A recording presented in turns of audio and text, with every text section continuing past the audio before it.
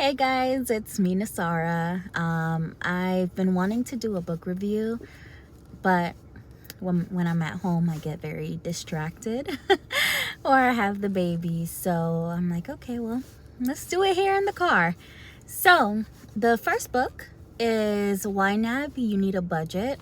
I'll try to link it or put it somewhere down below, but I would rate this book a 10 out of 10. I did the audiobook and it only took about 4.5 hours, I think, but I spread it over a few days at work or on my way home and whatnot.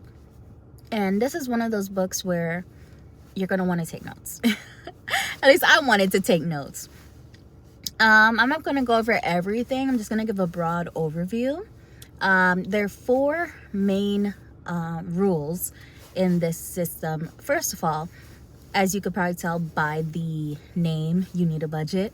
It's a budgeting book, but I liked it because it wasn't like a regular budgeting book, because I have tried budgeting before and, doing everything on a spreadsheet, and it's just kind of hard to keep up with. And, if you're like me, I'm a spender. I love spending money.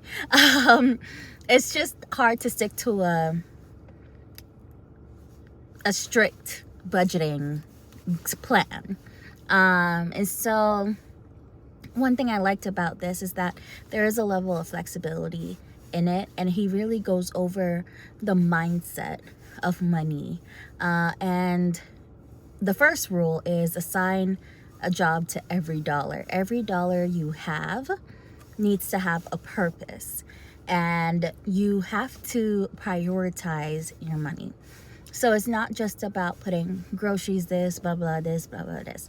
You know for your own self what your priorities are. What is the reason why you want to have money? What makes you happy? For me, my priorities may not be, clothes or shoes or whatnot. My priorities might be, or for myself, my priorities might be, I love shopping for my baby, so that's a priority. I want to do activities with her. That's a priority. I'm trying to do certificates. That's a priority of mine. So you rank your priorities and see where they go. I love eating. That's a priority of mine. And so as you build your list of priorities, you also put in, necessities and what is important for you.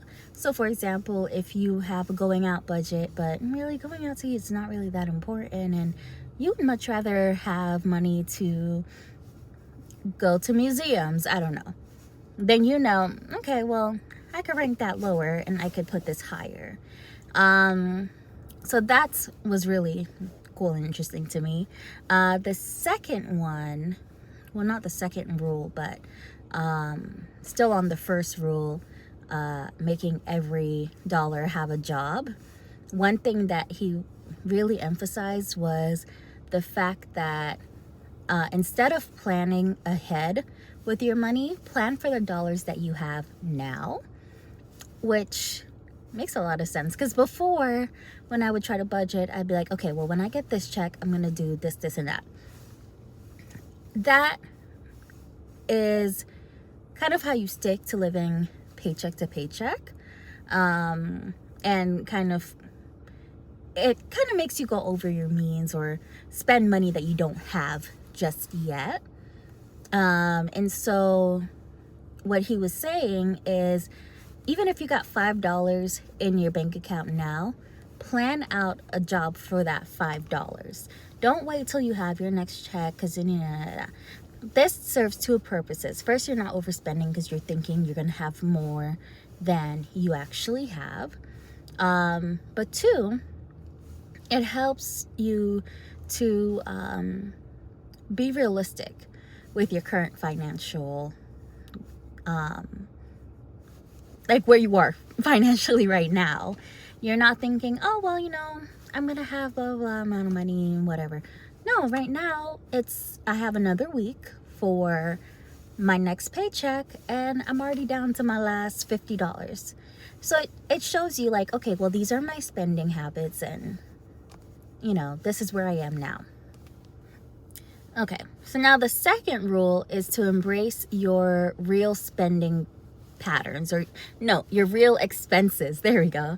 Because a lot of the times we don't really budget for those big things that we know we're going to need in the future.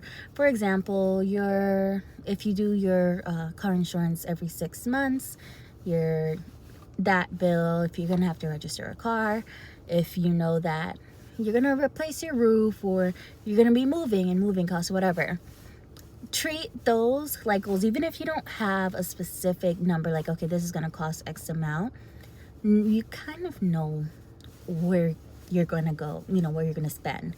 So treat it like bills every month.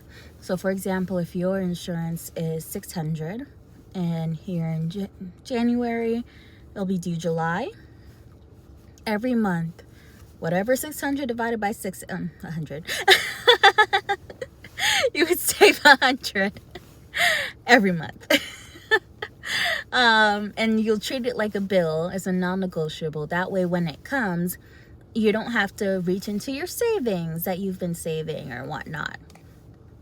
It makes dealing with these big expenses easier, because where you would be like, freaking out, like, oh my gosh, where am I going to get this money? I got to pull from here, I got to put in my credit card, whatever. You've already planned for it, and it makes for a less anxious life.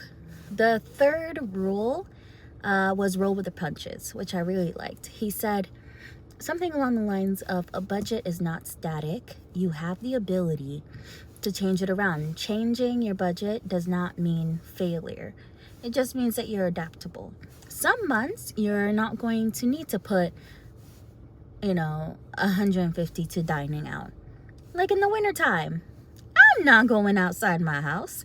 So I can move that to other things, whether I'm saving for example, we're moving.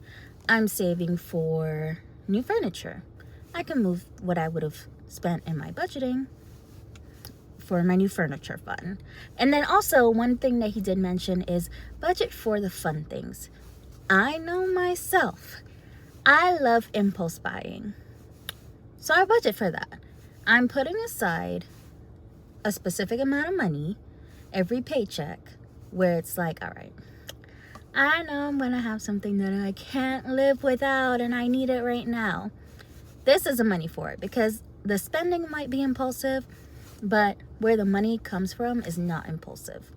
And then, let's see, we were on the third rule. The last rule. Now, this one I feel like was the best rule. The last rule is age your money. So pretty much, to make it simple, it's the time spent between receiving the money and spending the money. So, for example, my goal that I'm currently working on now is to be able to have enough in my bills fund to pay this month's bills with last month's paycheck. That way you're getting out of that paycheck to paycheck, and you're not being like, oh man, I need to wait for this paycheck to pay for this. You already have the money just sitting, waiting to be spent. That way it's not, I think in the book he says, that way it's not a pile of bills waiting for the money to come, but the money waiting for the bills, kind of thing. And he really emphasized that budgeting, the main purpose is just living with less stress, because money is such a stressor, especially when you don't have it, especially when you're drowning in a lot of consumer debt, which, a lot of us are. And so even though it's hard at first to budget and to have that restraint,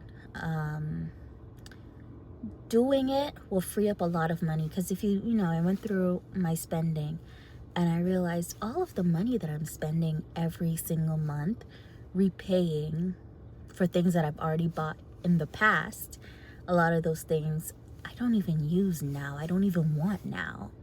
That could have been money going towards my future, or the things that I actually want now in my current life.